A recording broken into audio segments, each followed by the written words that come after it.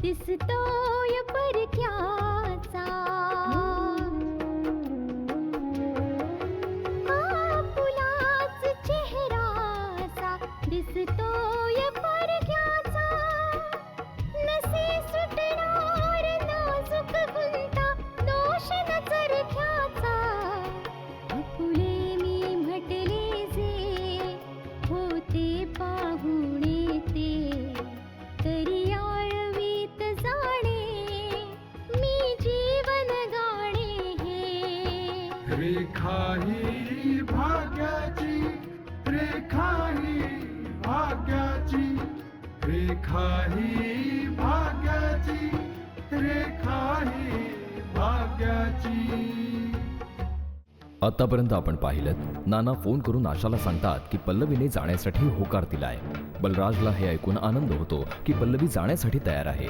आशा पल्लवीच्या घरी जाते, रंजनाशी बोलते. रंजनाला वाटतं की पल्लवीने आनंदात राहावं. पल्लवी एकटीच उदास बसलीये. आशा तिच्याकडे येते. ती पल्लवीला तयारी करायला सांगते, कारण उद्या गावाला जायला निघायचंय. वैशाली आशाला म्हणते की काय आहे तेच समजत नाहीये. ती अभिजितचं नाव घेऊन आशाला धमकावते. आता पुढे. हो, ती म्हणत होती की पल्लवीला खूप औषधं घ्यायची सवय आहे, म्हणून आपण ती औषधं इथूनच घेऊन जावीत. माहिती नाही गावात मिळतील की नाही. हे देवा, आता काय होणार? मम्मी, मला असं वाटतंय की तिच्या बोलण्यात काहीतरी रहस्य आहे. तू वाईट वाटून नको घेऊ सुनबाई. बस आज रात्रीचाच तर प्रश्न आहे. उद्या सकाळी तर आपण जाणारच आहोत.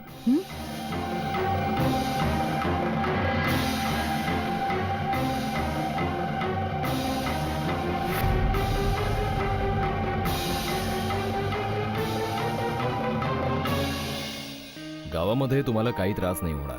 मी सगळी तयारी करायला सांगितलीये. तुम्ही जुगनूशी बोललात का?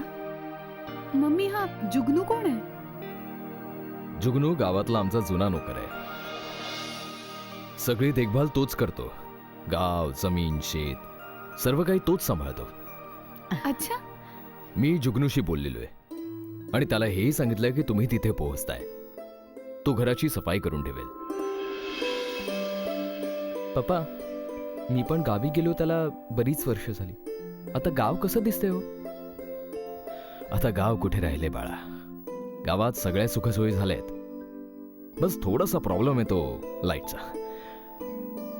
आता गाव आहे तर इतकं तर असणारच. बास बास बास. गावात काय आहे काय नाही आम्ही सगळे जाऊन बघूच आता, हो ना? कोणताही प्रॉब्लेम किंवा कोणत्याही गोष्टीची कमी नसेल तुम्हाला. बरं, सकाळी किती वाजता निघायचे बाळ? 6:30 वाजताची ट्रेन आहे पप्पा. ओ, पल्लवीला एक गोष्ट सांगितली की नाही? पल्लवी इथे किती वाजेपर्यंत येणार आहे आणि तुम्ही किती वाजता निघणार आहात हे सगळं सांगायचं ना तिला.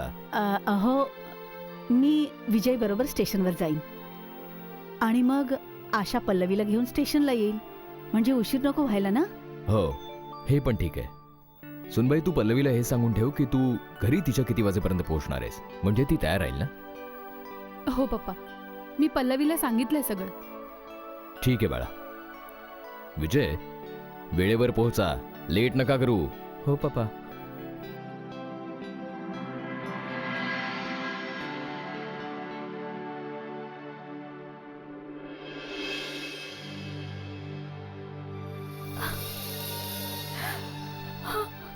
सुनबाई, काय झालं? तू तू रडतेस कशाला? मला माहिती आहे मम्मी, मी खूप मोठी चूक करते. खूप मोठी चूक करते मी.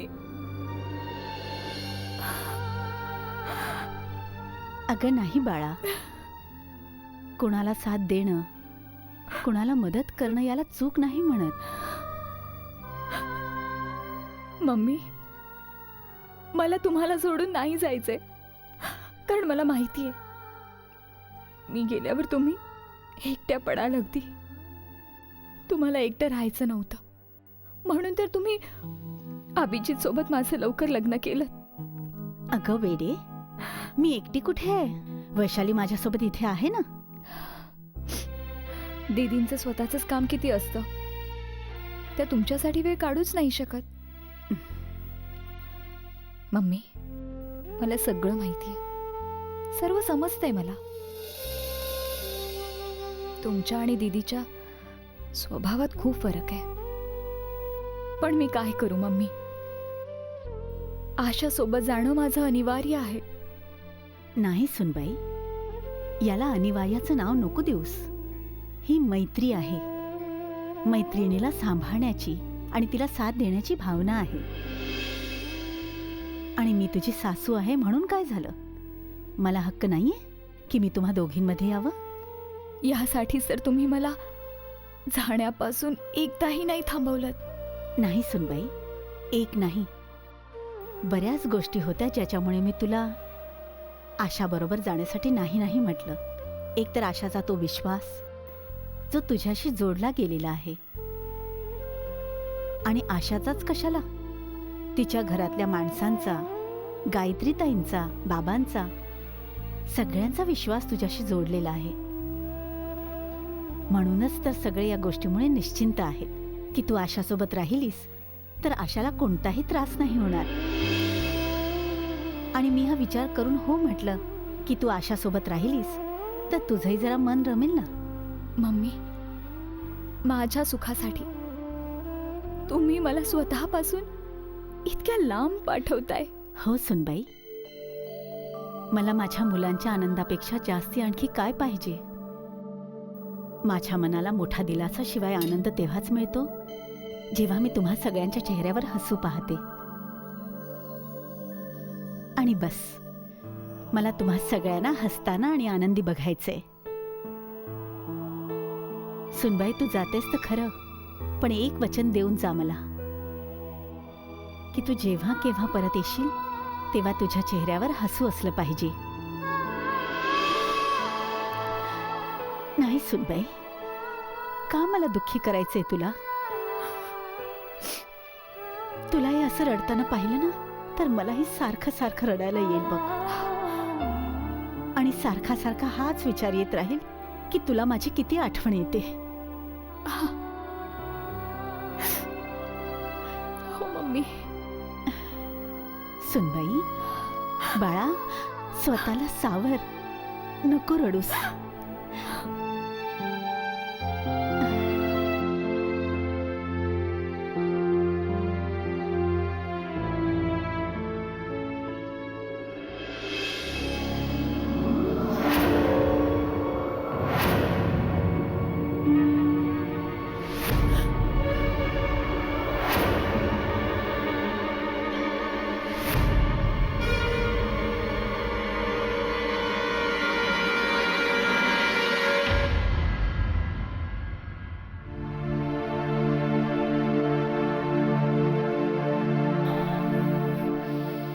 काय झालं आशा? झोप नाही येते? विजय, प्रयत्न तर करते, कदाचित सकाळी जायचंय म्हणून झोप लागत नाहीये. मी समजू शकतो, आपल्या माणसांपासून दूर जावं लागतं म्हणून झोप नाही ना, आणि तेही इतक्या महिन्यांसाठी. म्हणूनच तू अस्वस्थ आहेस. मला माहिती आहे आशा, तुला तिथे जावं लागतंय आणि माझ्याशिवाय तुला अजिबात चैन नाही पडणार. आणि खरं सांगायचं तर तुझ्या विना माझंही मन इथे नाही रमणार. यु नो आशा, मी आज पूर्ण दिवसभर विचार करत होतो की उद्याचा दिवस कसा असेल. ऑफिसमध्ये तर माझं लक्षही नाही लागणार आणि घरी येईन तेव्हा सुनं सुनं घरही मला खायला उठेल. तुला सांगू काही दिवस तर मला हा वेळ कसा घालू ते समजणार नाही. तुला माहितीये ना विजय, मी तिथे जाते ते आपल्या इच्छेने नाही तर आपल्या मनाविरुद्ध जाते. मला माहिती आहे आशा, आणि म्हणूनच मी तुला काही नाही बोललो.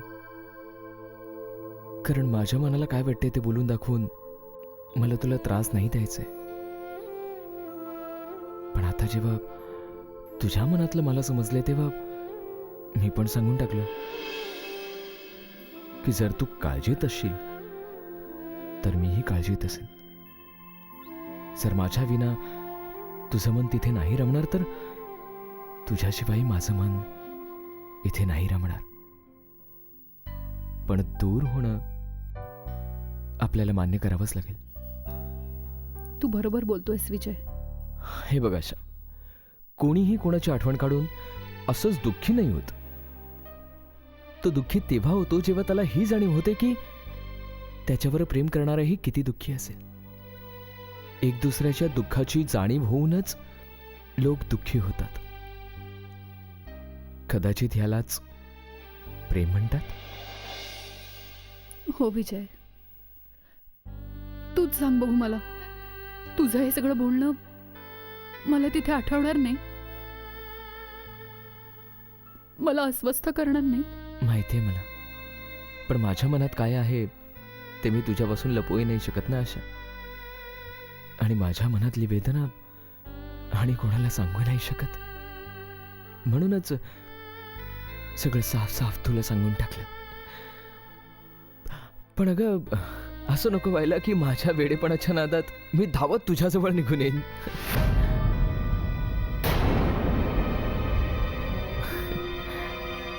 नाही नाही, असं करू नकोस.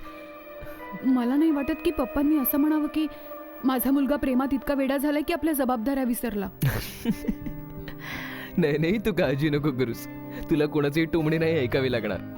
चला आता झोप बरं. सकाळी तुला पल्लवीला घ्यायला जायचंय. चला झोपा.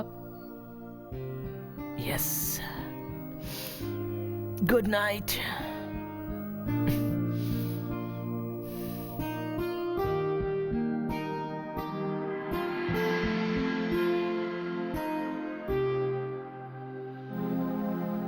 मला स्वतःपेक्षा जास्त पल्लवीची काळजी वाटते. विजय, मी माझी ही काळजी तुला बोलूनही दाखवू शकत नाही.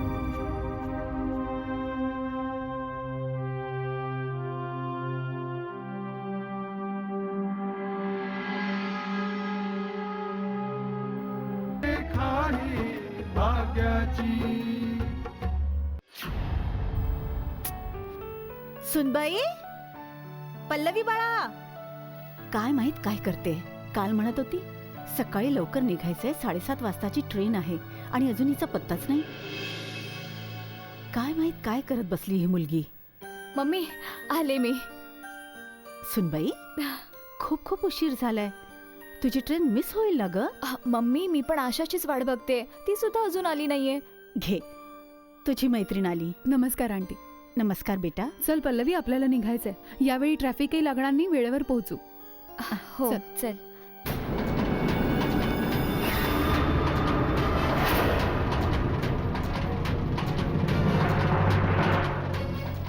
एवढी काळजी करायची काय गरज आहे आशाची? ट्रेन सुटली तर फ्लाईटने जा तुम्ही दोघी. अभिजित, आणि तसंही पल्लवीशिवाय तर तुम्ही जाऊच नाही शकत. बरं झालं बाळा तू आलास. आता नाही यायचं तर मामा केव्हा यायचं मी? मला आता तर यावंच लागणार होतं आणि म्हणूनच यावेळेस इथे आलोय.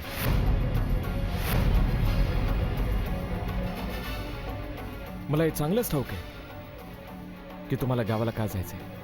मला चांगलंच ठाऊक आहे की तुम्ही गावाला एकट्या का नाही जाऊ शकत. कारण जर तुम्ही गावाला एकट्याच गेला तर तुम्हाला एकट्यानेच परत यावं लागेल. आणि तुम्हाला तर तुमच्यासोबत बाळाला घेऊन यायचंय.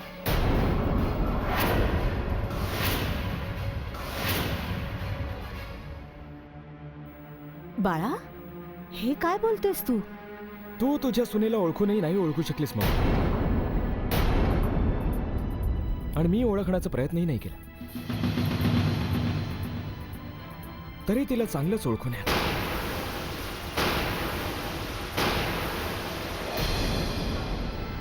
खरोखर जर मैत्री निभावणारं कोणी असेल तर ते तुझ्यासारखाच. मैत्री निभावण्यासाठी आपला मान, आपला सन्मान, आपली शिवाय आपल्या कुटुंबाची अब्रू, मर्यादा, या घराचं नाव, सगळंच सगळंच पणाला लावलंस. खरं बोलते ना मी?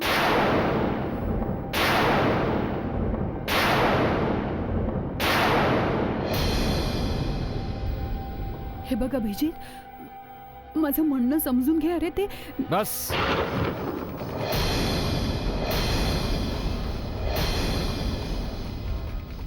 समजून घेण्याची वेळ निघून गेली. मिसेस आशा विजय अरोडा. कमाल आहे ना?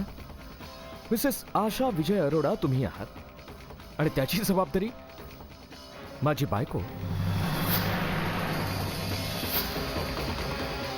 म्हणजेच पल्लवी पार पाडते. अभिजित, हे तू काय बडबड करतोयस बाळा? तुझ्या बोलण्याच्या मागे अर्थ काय आहे? म्हणण्याचा अर्थ, जर अर्थच कळायला हवा असेल तर विचार तुझ्या सुनेला, तुझ्या सुनेच्या मैत्रिणीला, मिसेस आशा विजय अरोडाला, की अखेर ती गावाला का जाते आणि कशासाठी जाते.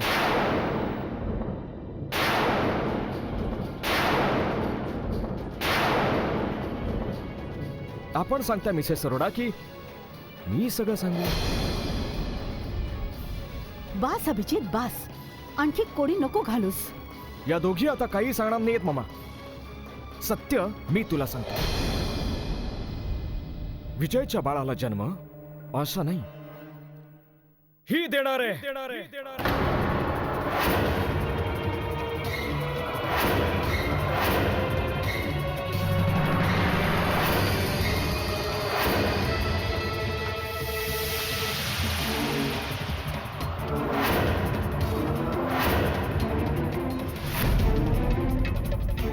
रेखा ही भाग्याची. हो मामा, विजयच्या बाळाला जन्म पल्लवी देणार आहे मामा. आणि म्हणूनच हे लोक गावाला जात आहेत, कारण गावाला जाऊन ही त्या बाळाला जन्म देईल, आणि इथे येऊन आपल्याला हे सांगितलं जाईल की ते बाळ आशाचं आहे. नाही नाही, हे खरं नाही असू शकत बाळा. हे खरं नाहीये. अहो हेच सत्य आहे मम्मी. तुम्ही तर सत्य कळूनही ते न कळल्यासारखं करत होतात, पण मला तर माहितीच होतं की कुठे ना कुठे गडबड लपलेली आहे. कारण मी माझ्या डोळ्यांनी पल्लवीला औषधं घेताना पाहिलंय, उलट्या करताना पाहिलंय, आणि मी तुम्हाला सांगितलं होतं. तेव्हाच मला संशय आला होता मम्मी. आता मी जास्त काही करू शकत नव्हते, म्हणून मग मी फोनवरच मस्करीमध्येच भाऊजींना मला आलेला संशयानं बोलून दाखवला. आणि वहिनीचं बोलणं ऐकून मलाही वाटायला लागलं की कदाचित हे सर्व काही सत्य तर नाहीये. म्हणूनच मी पल्लवी सोबत घालवलेला एक एक क्षण आठवून बघायला लागलो. की जेव्हा आम्ही हिल स्टेशनवर गेलो होतो तेव्हा कशी अपसेट असायची, कायम निराश असायची. बस तेव्हाच मी हे नक्की ठरवलं आणि माझ्या एका मित्राला फोन केला, जो एक प्रायव्हेट डिटेक्टिव्ह आहे, की त्याने पल्लवीवर नजर ठेवायची. पल्लवीला ही गोष्ट माहीत नव्हती, पण माझा मित्र तिच्यावर नजर ठेवला. डॉक्टर अपर्णाच्या क्लिनिकमध्ये चेकअप करायला पल्लवी, आणि नाव आशाच आहे. बस मग त्यानंतर त्याने मला हा रिपोर्ट दिला आणि माझा विश्वास नाही बसला. हे सगळं सत्य आहे.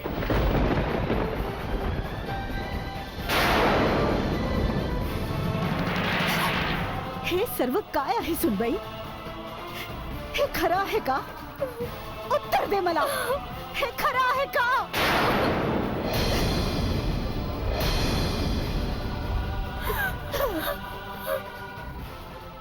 ही काही उत्तर देणार नाही मामा. ही आजची मुलगी आणि हिची हिंमत तरी बघ. ही या मुलाला जन्म द्यायला गावालाही चालली आहे.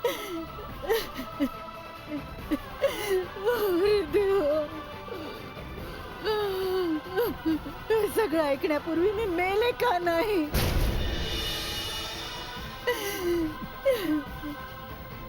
मेरे कान क्यों नहीं फूट गए? ज्या सुनेला मी माझी सगळी माया दिली, त्या सुनेने मर जा. किसने कहा था? या घराण्याचा, आपल्या मान मर्यादेचा जराही विचार नाही केला.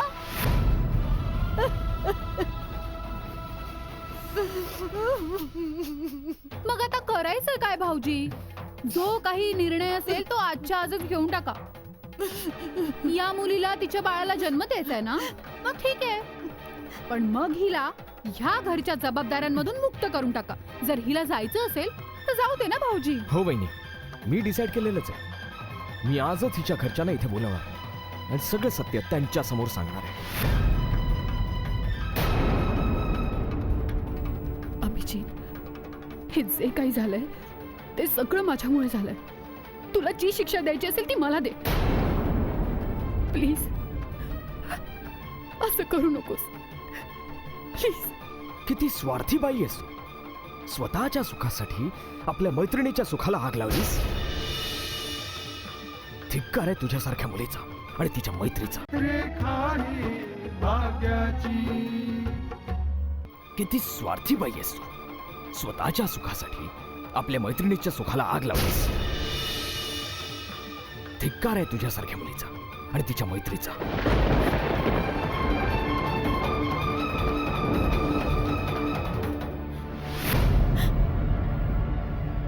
माझ्या विश्वासाचं आणि भरवशाचं हे फळ दिलंस तू. पल्लवीला या मार्गावर घेऊन जाणारी तू आहेस. तू आहेस.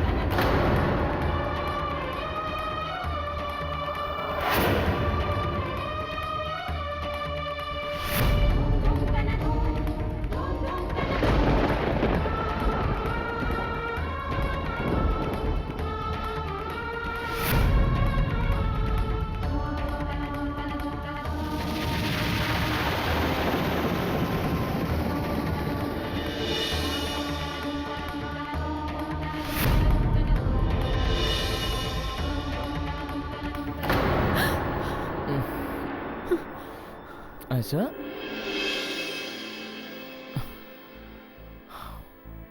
काय झालं? अरे तू इतकी घाबरलेली काय आहेस? हे घे पाणी पी. पी. काय झालं? तू काही वाईट स्वप्न पाहिलंस का? हो विजय, वाईटहून वाईट स्वप्न. देव न करो हे स्वप्न कधी खरं व्हावं. असं काय पाहिलंस तू आशा? मी काय पाहिलं ते मी तुला नाही सांगू शकत, पण जे काही पाहिलंय समजतच नाही की त्याचा अर्थ काय. मला माहिती आहे, तू स्वप्नामध्ये कोणती तरी दुर्घटना पाहिलीस, हो ना? बरोबर बोलते ना मी? आशा, तू उद्या सकाळी चाललीस ना, म्हणून तुझ्या मनात ही भीती बसलीये की जेव्हा आपण मागच्या वेळी बाहेरून येत होतो तेव्हा आपल्यासोबत एक दुर्घटना झाली होती. पण दुर्घटना वारंवार नाही होत. आपल्या मनातून ही भीती काढून टाक. तरी आशाला काय अशा कॉम्प्लिकेशन्स आहेत की डॉक्टरांनी तिला गावाला जाण्याचा सल्ला दिला. आणि तू ऐकलं असशीलच की दुधाने तोंड भाजलं की ताकही फुंकून प्यावं. कदाचित म्हणूनच सुहासिनीला काळजी वाटली असेल आणि म्हणूनच आशाला घेऊन ती गावाला गेली असेल. काय करत होतास तू? मला तर वाटलं आमची वाट बघत असशील आणि तुला माहित असेल की आम्ही येणार आहोत ते. त्याचं काय भाईसाहेब, मी माझ्या मोबाईलवर स्टेटस अपडेट करत होतो. समजायला कळायला पाहिजे ना की तुम्ही गावात आलेले आहेत.